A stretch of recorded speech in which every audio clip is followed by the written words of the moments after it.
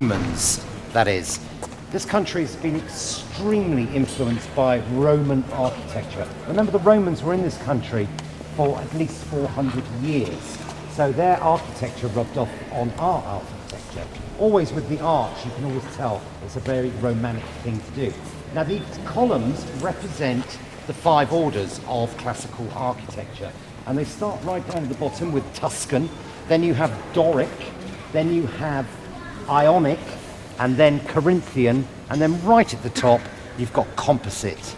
And those are the 5 orders of architecture according to the Greeks and the Romans. Now look around here, any Harry Potter fans should recognize a couple of things around here if you are very big fans. You should recognize him, for instance. No? I always say this to people and they don't know. Even I remember this part. He comes to life in Harry Potter. Some of you may recognise it. And also this figurehead above on the left-hand side, the gentleman with the moustache.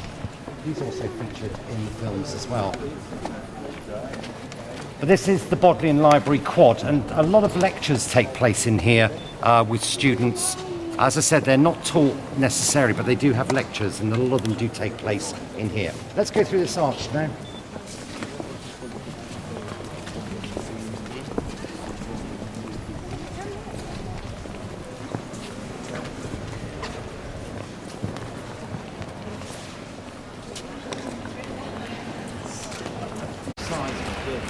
In Italy, British-sized in Italy was built for the prisoners condemned to their death.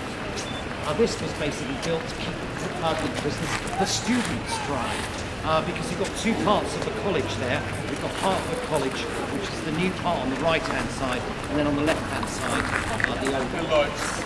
So it was just a nice. It is a building called the Sheldonian Theatre. The Sheldonian Theatre was built in 1669. It wasn't built as a theatre for performance, although they do have concerts here. It was built mainly for graduation. For the students, when they graduated, they could go somewhere to pick up their degree.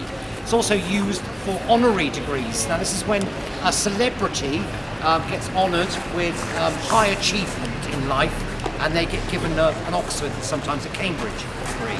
By the way, we never usually say Cambridge, actually, here in Oxford. They usually say the other place. But if you heard of Paul McCartney, for instance, Paul McCartney, Beatles, he received an honorary degree from Oxford. Now, I don't know if anybody here on this tour today owns an English dictionary, an Oxford English dictionary.